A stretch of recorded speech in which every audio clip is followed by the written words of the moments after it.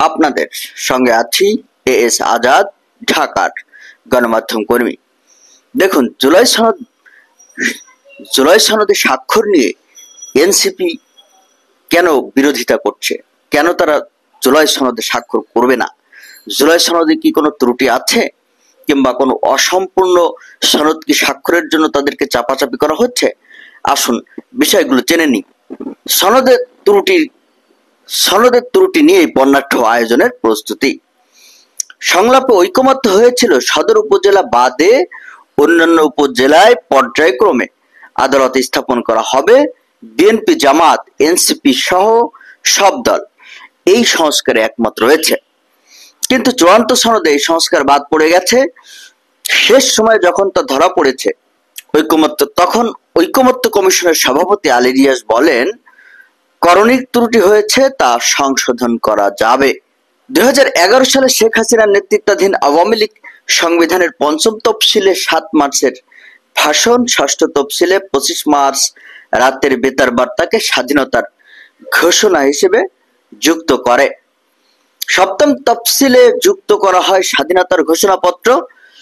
Commission সূত্র জানিয়েছে, পঞ্চম এবং ষষ্ঠ তফসিল বাদের প্রস্তাবে সপ্তম যুক্ত হয়েছিল ভুলবশত।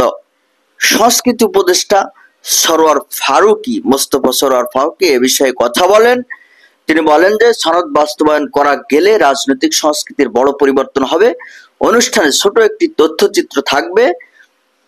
সনদ স্বাক্ষর অনুষ্ঠানে ছোট একটি তথ্যচিত্র থাকবে। এতে দেখানো হবে কোথা থেকে কোথায় এলাম, সনদ আসলে জনগণকে কি দিতে পারবে তা ওই ভিডিও চিত্রতে দেখানো হবে।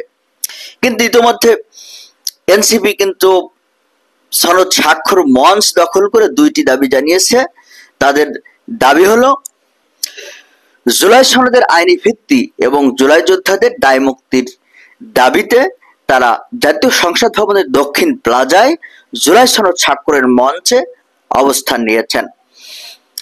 এর আগে নাহিদ ইসলাম প্রথমে ঘোষণা দিয়েছিলেন যে তারা জুলাই সনদে স্বাক্ষর করবে না, কারণ জুলাই সনদ তাদের দাবি পূরণ করছে না। অর্থাৎ নাহিদ ইসলাম জানান, সনদের আইনি ভিত্তির নিশ্চয়তা এবং বাস্তবায়ন পদ্ধতির খসড়া না দেখে এনসিপি স্বাক্ষর অনুষ্ঠানে যাবে না। নাহিদ ইসলাম আরো বলেন যে, বাস্তবায়নের আদেশ জারির আগে স্বাক্ষর আনুষ্ঠানিকতা মাত্র।